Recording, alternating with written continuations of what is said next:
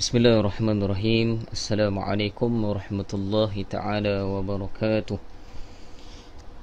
Ila hadratin nabiyil mustafa sallallahu alaihi wasallam wa ila azwajihi wa dhurriyyatihi wa ila ashabihi wa ila tabi'in wa ila tabi'ut tabi'in wa ila al-ulama wal nuqaba wal nujaba wa ila awliya'is salihin wa ila abaina wa ummahatina wa ila al-muslimina wal muslimat والمؤمنين والمؤمنات وخصوصا إلى مؤلف الكتاب شيخنا كتب الأختام مولانا زكريا رحمه الله تعالى بسير الفاتحة.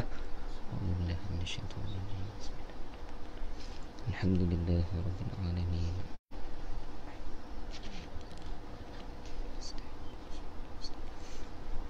صراط الذين أنعمت عليهم غير المغضوب عليهم ولا الضالين. إن الحمد لله نحمده ونستعينه ونستهديه ونستغفره ونؤمن به ونتوكل عليه ونعوذ بالله من شرور أنفسنا ومن سيئات أعمالنا. من يهده الله فلا مضل له ومن يضلله فلا هادي له. نشهد أن لا إله إلا الله وحده لا شريك له ونشهد أن سيدنا ونبينا ومولانا وحبيبنا وطبيبنا وإمامنا محمدا عبده ورسوله لا نبي بعده. اللهم صل وسلم على نور الأنوار وسير الأسرار وترياك الأغيار ومفتاح باب اليسار سيدنا ومولانا محمدا المختار وآله أطهار وأصحابه الأغيار عدد نعم الله وإفضاله. فقال سبحانك لا علم لنا إلا ما علمتنا إنك أنت العليم الحكيم. فقال رب اشرح لي صدري ويسر لي أمري واحلل عقدة من لساني يفقه قولي. ولا حول ولا قوة إلا بالله العلي العظيم. أما بعد. Ashabul fadilah, para alim ulama, para asatizah yang saya muliakan, keluarga saya di hadapan ni, dan kepada bonda saya, semoga Allah beri afiah berpanjangan insya-Allah, dan juga kepada sindang pendengar, juga penonton di live Facebook Madrasah Ar-Raudah. Suasana lumayan ni. Semoga Allah Subhanahu wa taala sentiasa memberikan kepada kita taufik, hidayah dan juga afiah yang berpanjangan insya-Allah. Alhamdulillah, semalam saya tersalah puasa. Ustaz berhari puasa pun tak ingat. Bukan tak ingat, terlampau syok dengan Ramadan ni. Sampai tak kira lagi. Ustaz ada je alasan kan. Hari ni puasa ke berapa hari ni? Ke 9. Semalam bukan 7, 8. Tak sedar dah 8 hari puasa dah. Alhamdulillah, syukur pada Allah Subhanahu wa taala. Allah masih beri peluang pada kita untuk menjalani bulan Ramadan yang mana bulan Ramadan ni kita tahu terlampau banyak barakah daripada Allah Subhanahu wa taala, seperti mana kita syarahkan sebelum ni. Dan para ulama mengatakan pada bulan Ramadan inilah di mana dinamakan juga syahrul doa, yakni bulan berdoanya kita kepada Allah Subhanahu wa taala. Bulan yang paling banyak diminta kepada kita untuk banyakkan doa kepada Allah Subhanahu wa taala, baik pada waktu sahurnya, baik pada waktu tengah harinya, setiap waktu solat fardu kita, di samping ataupun di setiap selang-selangnya tarawih kita, dan juga pada sebelum waktu berbuka. Semuanya para ulama kata dimakbulkan doa. Di bulan Ramadan adalah, para ulama kata tidak boleh disimpulkan di mana tempatnya. Terlampau banyak tempat makbuliat, yakni tempat ataupun waktu yang Allah Ta'ala menerima doa hamba-hambanya. Cuma tinggal pada kita sahaja nak doa ataupun tidak. Sebab tu para ulama kata di bulan Ramadan ni, para sahabat mereka telah berniat daripada 6 bulan sebelum datangnya Ramadan. 6 bulan sebelum datangnya Ramadan. Sehingga kan para ulama kata bagi baginda Nabi SAW pada awal Rajab lagi telah diajarkan doa, Allahumma barik lana fir Rajab wa Sya'ban wa balighna Ramadan. Itu yang diajarkan oleh baginda Nabi SAW. Adakah Nabi bersedia pada bulan Rajab? Tidak. Para ulama kata pada awal tahun Muharram sebenarnya Nabi SAW pada sudut batiniah Nabi telah bersedia untuk bulan Ramadan. Cuma atas kelemahan kita mungkin umat akhir zaman ni, bila dah masuk Ramadan barulah kita sedar. Di bulan Ramadan ni barulah kita nak memperbanyakkan amalan kita. Para ulama kata sebelum pada Ramadan sebenarnya perlu diperbanyakkan amalan. Hatta para ulama kata pada bulan Syaban, kata Aisyah radhiyallahu anha, aku tidak pernah melihat banyaknya puasa Nabi kecuali pada bulan Syaban, yakni banyaknya puasa sunat Nabi SAW. Juga riwayat juga adanya baginda Nabi SAW kurang berpuasa pada bulan Syaban. Ni menandakan apa pada kita? Para ulama kata Nabi, kalaulah Nabi ini sentiasa berterusannya Nabi ini berpuasa penuh dalam bulan Syaban, bukan penuh lah, sehingga pada 20 tanggal 28 29, para ulama kata Yaumul Syak adalah pada 30 Syaban, itu tidak dibenarkan untuk berpuasa. Diharamkan oleh para ulama. Sebab apa? Pada hari Syak, untuk kedatangan Ramadan, maka tidak dibenarkan untuk berpuasa. Tapi nak beritahu bahawa baginda Nabi SAW terlampau banyak berpuasa pada bulan Syaban sehingga Aisyah mengeluarkan perkataan tadi, yang menandakan apa? Nabi bersedia untuk menyambut bulan Ramadan. Maklum mukadimah. Alhamdulillah, kita dah baca hadis kedua baginda Nabi SAW. Bacaan hadis baginda Nabi SAW banyak fadilat. Para ulama kata pada bacaan hadis Nabi ni akan melembutkan hati-hati kita. Sebab tu kita ni selalu kena dengar bacaan hadis baginda Nabi SAW. Dan pandangan ulama, saya ulang lagi, ada pandangan ulama mengatakan 3 hari tidak mendengar hadis baginda Nabi, maka hati kita ni akan menjadi keras, tertutup untuk melakukan kebaikan. Maka sangat digalakkan pada kita untuk membacakan hadis baginda Nabi SAW. Pada hadis yang kedua ni kita dah bahaskan tentang kelebihan yang didatangkan khusus oleh baginda Nabi SAW. Dimaklumkan didatangkan khusus 5 kelebihan ini untuk umat baginda Nabi SAW. Siapa umat baginda Nabi? Kita semua. Para ulama kata khusus ini tidak ada syak bahawa sebelum daripada umat Rasulullah ni mereka tidak dapat dengan kelebihan ini, melainkan kelebihan ini didatangkan kepada umat Rasulullah SAW. Kita dah beritahu yang pertama tentang bau busuk mulut mereka yang berpuasa. Yang kedua, doa pengampunan daripada makhluk Allah yang Nabi khususkan ataupun disebutkan dengan ikan-ikan. Dan yang ketiga, semalam kita bahas tentang dihiaskan syurga bagi mereka yang berpuasa pada bulan Ramadan ini, khusus bagi mereka yang berpuasa, dengan panjang lebar kita bahas semalam.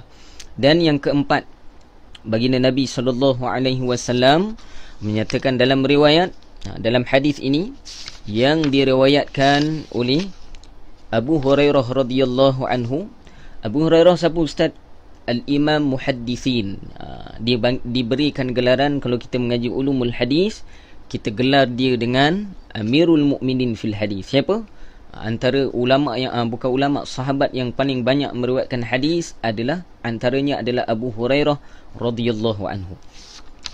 Para ulama mengatakan di dalam hadis ini dinyatakan yang keempat kelebihan yang diberikan kepada umat Nabi Muhammad SAW adalah yang keempat, dirantaikan syaitan-syaitan yang jahat dalam bulan Ramadan, dan mereka tidak akan dapat berbuat sesuatu dalam bulan Ramadan ini seperti mana yang biasa diperbuat oleh mereka pada bulan yang lain. Secara umum Nabi sebut syaitan-syaitan. Kita baca dulu pandangan ataupun syarahan ulama tentang penafsiran pada hadis ini. Ustaz, perlu ke pandangan ulama? Sangat perlu. Sebab kita ni bukan ahli dalam bidang hadis. Walaupun mereka yang mengaji dalam ulumul hadis. Ustaz, saya dah mengaji 4 tahun. 10 tahun saya mengaji. Para ulama kata walaupun 10 tahun kita tak dapat banding ilmu kita dengan ulama-ulama terdahulu. Perlunya kita pada mereka. Sebab apa? Tanpa mereka mungkin kita pun tak dapat mendengar hadis baginda Nabi SAW. Tambahan pula, pandangan yang dikeluarkan ini adalah daripada Syekhul Hadis. Kau orang biasa-biasa macam kita ni, kita satu dua hari tu pun dengar qala Rasulullah, tak baca lagi sanad hadis, takhrij hadis dalam bidang ulumul hadis. Ada juga mengatakan, Ustaz, Maulana Zakaria ni mengeluarkan pandangan hadis-hadis dhaif. Kita kadang-kadang perkataan kita ni lebih indah khabar daripada rupa. Maksudnya khabar dia berupa ni apa? Kita ni cakap pandai tapi pengajian tak ada pun dalam bidang ulumul hadis. Maka kita serahkan pada mereka yang ahlinya. Antara mereka yang ahli adalah Maulana Zakaria. Sebab dia ini di antara ulama yang sangat disegani pada zamannya. Kita syukur sebab apa? Maulana Zakaria telah mensyarahkan hadis kepada kita. Keistimewaan keempat, qala musannif rahimahullahu ta'ala, nafa'ana bihi wa bi'ulumihi fid darain amin ila anqal. Keistimewaan keempat ialah penangkapan syaitan-syaitan yang sangat jahat. Lantaran penangkapan ini, kekuatan dorongan maksiat akan berkurangan disebabkan mencurah-curahnya rahmat dan banyaknya ibadat yang dilakukan di bulan Ramadan. Sudah tentu syaitan akan berusaha sedaya dan sekeras mungkin untuk menyesatkan sehingga maksiat juga akan bertambah pada bulan ini tanpa had lagi. Namun demikian sebaliknya, kita dapat saksikan dan dapat dipastikan secara keseluruhannya ialah perlakuan dosa akan sangat berkurangan. Berapa banyak kaki arak yang tidak lagi minum arak semata-mata kerana bulan Ramadan, dan demikian juga dengan dosa-dosa lain. Perlakuannya secara terbuka akan berkurangan. Walaupun demikian, perlakuan-perlakuan dosa masih tetap wujud, namun kewujudannya tidak menimbulkan apa-apa persoalan terhadap kandungan hadis ini. Kerana hadis itu menyatakan bahawa syaitan-syaitan yang sangat jahat sahaja yang dirantaikan ataupun sahaja akan dirantaikan. Maka tidaklah hairan kalau dosa-dosa itu adalah kesan daripada syaitan yang biasa. Pandangan Maulana Zakaria di sini ditakkidkan bahawa kalau kita lihat dalam matan hadis ini hanya disebutkan syaitan, yakni syaitan sahaja. Tapi menurut pandangan Maulana Zakaria, bila saya kata menurut pandangan Maulana Zakaria, maka dia akan mendatangkan dalil-dalil hadis yang lain. Kita kalau nak memahami hadis, kita tak boleh faham hadis itu dengan satu hadis saja. Kadang-kadang hadis itu adanya penerangan pada hadis yang lain. Jadi Maulana Zakaria mereka orang yang sangat ahli untuk mensyarahkan hadis. Maka dia kata di dalam riwayat lain, nanti kita akan baca dalam riwayat lain, bahawa didatangkan bahawa hadis ini dinyatakan terhadap syaitan-syaitan yang jahat sahaja. Syaitan yang tahap tinggi. Dirantaikan di mana? Para ulama meletakkan dirantaikan di tengah laut. Bukan ulama syarah, tapi baginda Nabi SAW yang maklum. Syaitan yang jahat ni dirantaikan di mana ustaz? Di tengah laut. Tengah laut mana ustaz? Wallahu alam.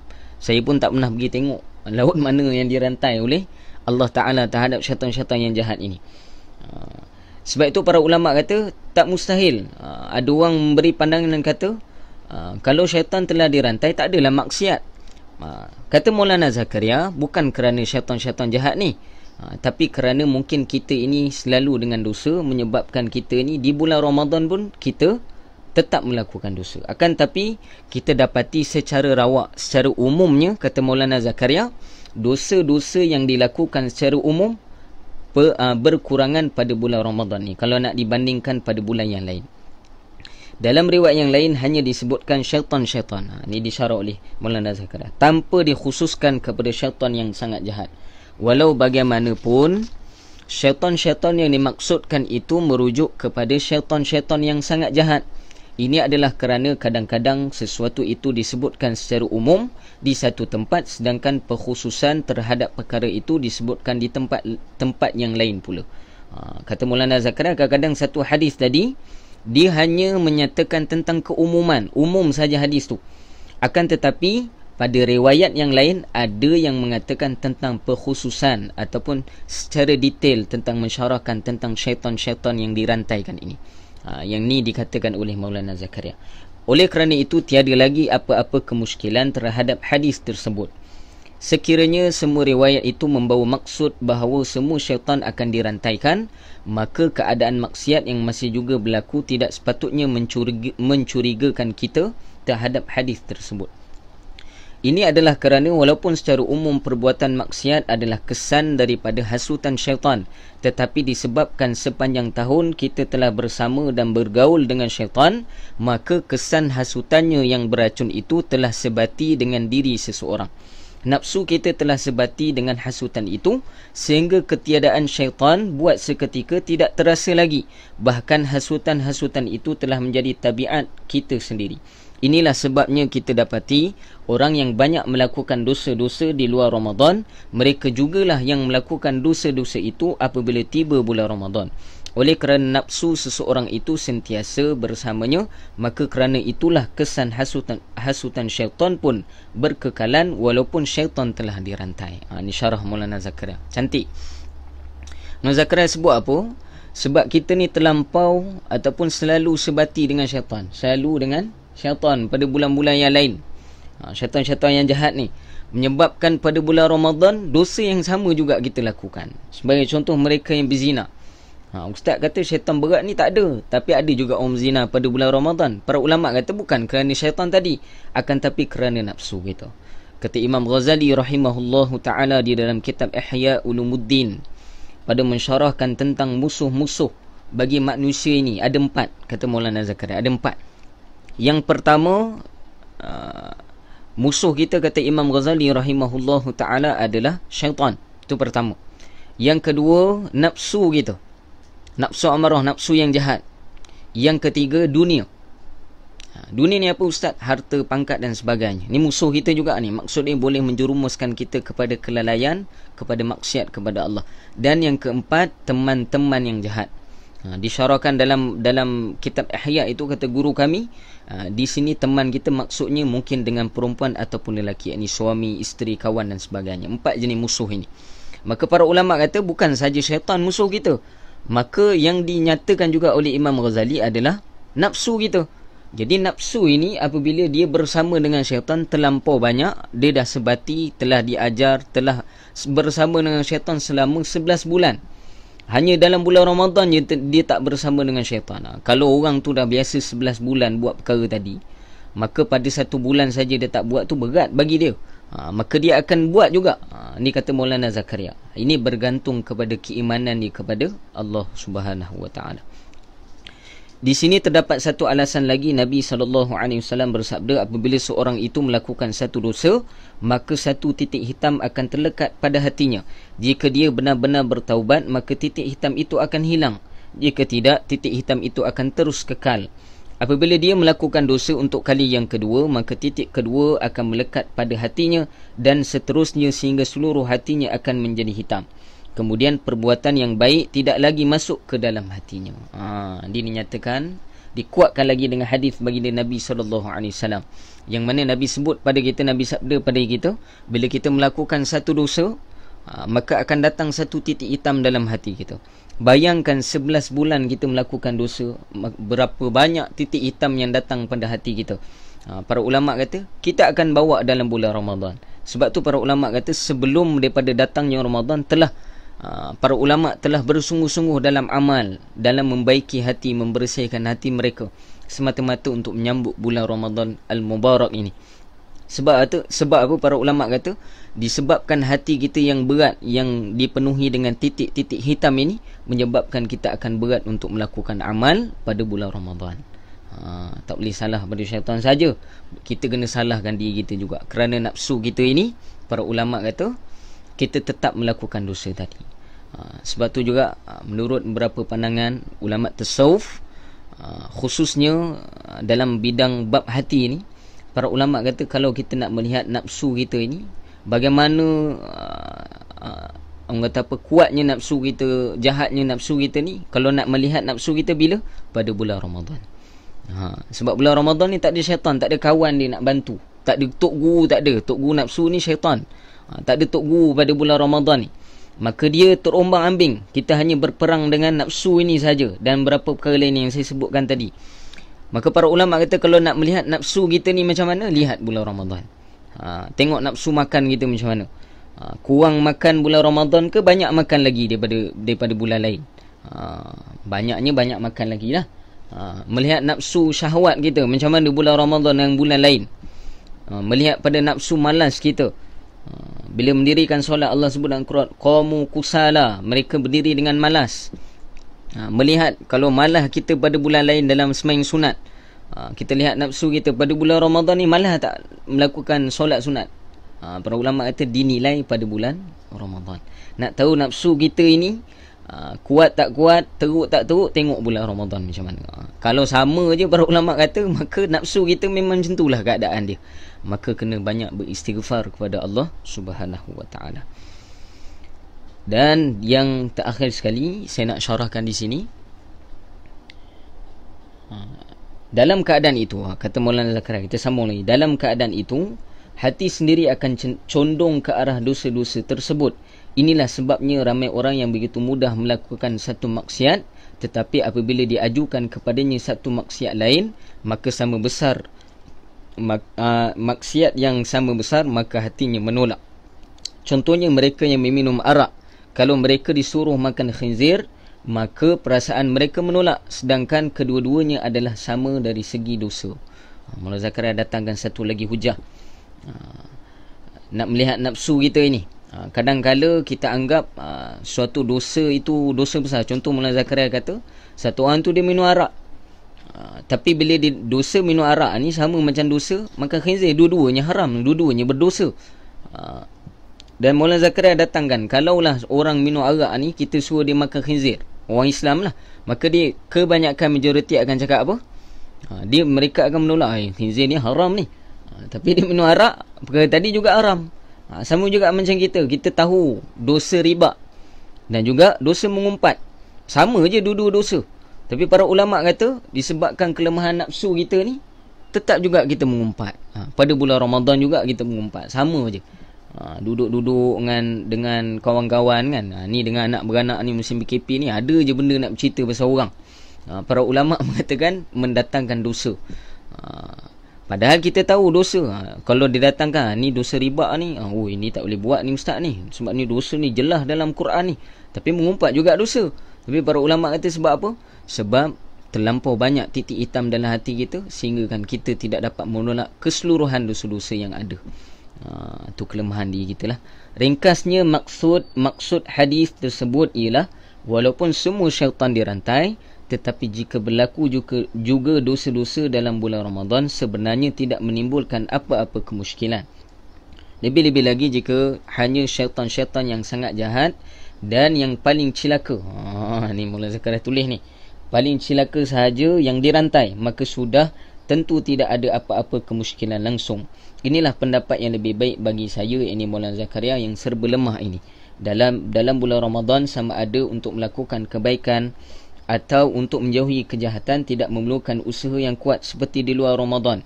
Semua orang boleh memikirkan dan mencubanya. Sedikit kesungguhan dan tawajuh sudah mencukupi. Hazrat Maulana Shah Muhammad Ishaq rahimahullahu ta'ala pula berpendapat bahawa kedua-dua hadis tersebut adalah mengikut orang-orang yang berlainan, iaitu untuk orang-orang yang fasik, maka syaitan yang sangat jahat saja yang dirantai, sementara untuk orang-orang soleh, semua syaitan akan dirantai. Menurut pandangan ulama lain, didatangkan oleh Maulana Zakaria ini, Syekh Maulana Shah Muhammad Ishaq pula, dia kata khusus syaitan-syaitan jahat ni adalah untuk mereka yang fasik. Tapi bagi orang yang soleh, kesemua syaitan akan dirantai untuknya. Ni mengikut pandangan dia. Maka para ulama kata sebenarnya kita tak perlu mencari alasan tentang syaitan ni. Sebenarnya di bulan Ramadan syaitan Allah Ta'ala dah rantaikan dah. Dah tolong rantaikan untuk kita. Kalau masih lagi malas kita beri untuk semayang kan, kita masih lagi mencari alasan-alasan untuk kurang melakukan ibadah. Sebenarnya para ulama kata itulah kualiti nafsu kita. Macam mana saya telah sebutkan sebelum ini tentang nafsu, bagaimana teruknya nafsu ini, dan kuliah-kuliah saya, begitulah nafsu kita. Kita nak lihat bagaimana nafsu kita, saya ulang balik, lihat pada bulan Ramadan. Kalau nafsu ni kita dapat jejak dia, dapat pijak dia, maka para ulama kata mudahlah untuk kita melakukan amal ibadah kepada Allah Subhanahu wa ta'ala. Sebab tu para ulama kata diajarkan oleh para ulama bagaimana ustaz untuk menekan nafsu ini. Maka para ulama kata tidak ada jalan lain melainkan memperbanyakkan amal dalam bulan Ramadan ini. Banyakkan amal. Kita kena paksa diri kita. Jangan paksa orang lain, paksa diri kita sendiri. Kita meletakkan diri kita target. Bulan ni aku nak khatamkan Al-Quran. Nanti kita akan masuk bab Al-Quran pula, yang mana kita baca dah. Selalu kita dengar ustaz-ustaz sebut Al-Imam Muhammad bin Idris Asy-Syafi'i ada dinaqalkan bahawa mengkhatamkan Al-Quran 60 kali setiap bulan Ramadan. Oi, 60 kali khatam Quran. Sehari 2 kali. Al-Imam Abu Nu'man bin Thabit rahimahullahu ta'ala mengkhatamkan Al-Quran 60. Imam Abu Hanifah khatamkan Quran 61 kali. Al-Imam Khatib rahimahullahu ta'ala, Imam Khatib ni ulama besar, mengkhatamkan sekali 8 kali. Mengkhatamkan Al-Quran 8 kali sehari.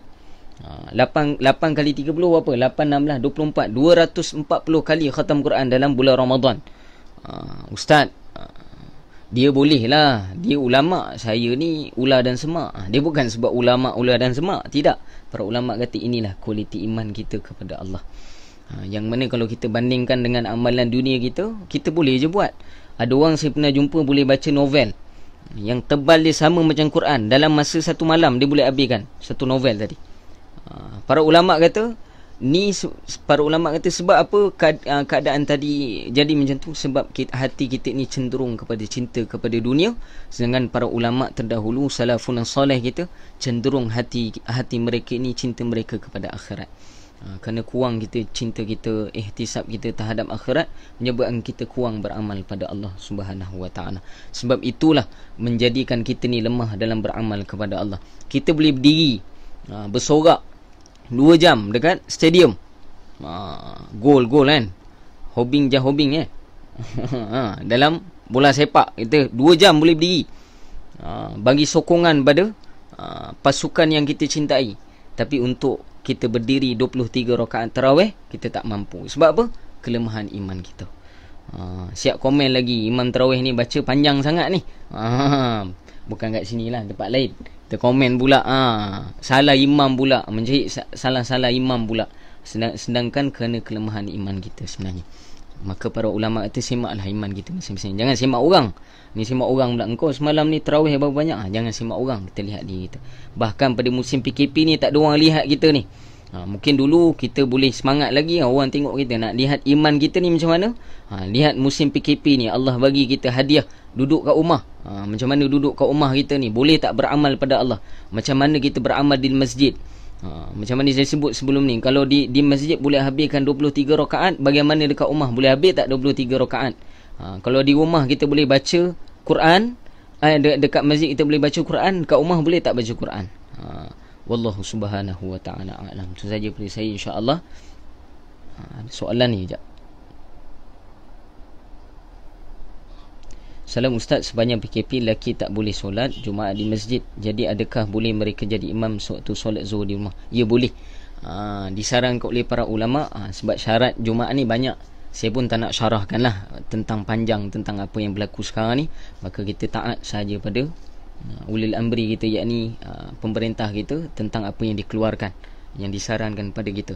Maka memang disarankan bagi lelaki yang duduk di rumah ni pada hari Jumaat, kalau tak dapat sembahyang Jumaat, memang tak dapat lah kita kat Malaysia ni. Ustaz, online boleh ke? Tak boleh sembahyang jemaah online ni, tak boleh.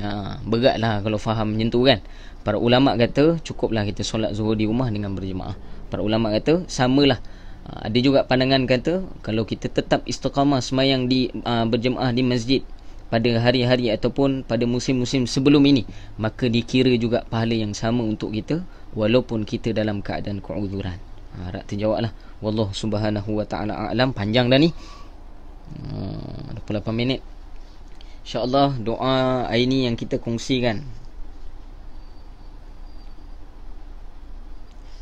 saya nak kongsikan dulu awal doa yang diajarkan oleh baginda Nabi SAW. Ini doa untuk doa masnun, diajarkan oleh baginda Nabi SAW. Sekejap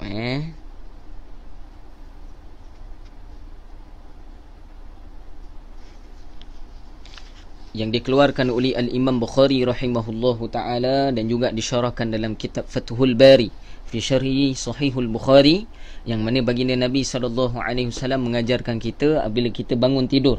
Doa bangun tidur ni ramai amal dah. Para ulama kata kita ingatkan lagi doa yang diajarkan oleh baginda Nabi SAW. Macam mana doa dia Ustaz? Boleh ikut sama-sama dengan saya. Bismillahirrahmanirrahim. Alhamdulillahillazi ahyana ba'dama amatana wa ilaihin nusyur. Sekali lagi, alhamdulillahilladzi ahyana ba'dama amatana wa ilaihin nusyur. Alhamdulillahilladzi ahyana ba'dama amatana wa ilaihin nusyur. Doa ini diajarkan oleh baginda Nabi SAW. Daripada bila kita bangun daripada tidur, kita celik saja, maka perkataan yang paling baik yang pertama adalah perkataan bersyukur kepada Allah. Sebab tu dimulakan lafaz dalam riwayat ini dengan alhamdulillah, segala puji bagi Allah, allazi ahyana, yang telah menghidupkan kami, allazi ahyana ba'dama amatana, selepas mematikan kami, wa ilaihin nusyur, dan kepadanya lah kami kembali. Ini doa yang diajarkan oleh baginda Nabi, hadis sahih dan diriwayatkan oleh Al-Imam Bukhari rahimahullah ta'ala. Ini doa ini kita boleh amalkanlah insya-Allah. Selepas ni kita akan kongsikan doa-doa yang mungkin jarang kita dengar, insya-Allah. Wallahu subhanahu wa ta'ala a'lam. Ustaz, tak banyak doa pun ajar. Yelah, kita ni kalau ajar banyak bukan ingat pun. Amal satu-satu dulu. Para sahabat baginda Nabi SAW, para sahabat baginda Nabi SAW, mereka bila dapat satu doa daripada Nabi, maka mereka akan amalkan dulu satu doa tadi. Bila dah amal, barulah mereka akan kembali pada Nabi untuk mempelajari doa yang lain pada baginda Nabi SAW. Banyak doa sebenarnya saya nak kongsikan. Kita akan belajar doa tentang masuk pasar macam mana, bagaimana doa apabila berbuka puasa, yang menurut pandangan ulama macam mana. Semuanya akan kita ajarkan di sini insya-Allah. Wallahu subhanahu wa ta'ala alam. Itu saja pada saya, yang baik semua daripada Allah Subhanahu wa ta'ala, yang lemah dan buruk daripada diri saya, semoga Allah Subhanahu wa ta'ala memberi taufik dan hidayah kepada kita untuk kita lebih banyak beramal pada bulan Ramadan ni, dan kita banyak mengamalkan. Dan pada bulan Ramadan ni letak juga setiap hari ni aku dah hafal dah. Sebelum esok jumpa ustaz pagi, aku dah hafal dah satu doa yang diajarkan oleh baginda Nabi SAW yang kita kongsikan di sini insya-Allah. Wallahu subhanahu wa ta'ala a'lam. Bismillahirrahmanirrahim. Alhamdulillahirabbil alamin. Wassalatu wassalamu ala asyrafil anbiya'i wal mursalin sayyidina wa maulana Muhammadin wa ala alihi wa sahbihi ajma'in. Allahumma inna nas'aluka ridhaka wal jannatul firdaus ma'a rasulillahi sallallahu alaihi wasallam, wa na'udzu bika min sakhatika wan nar.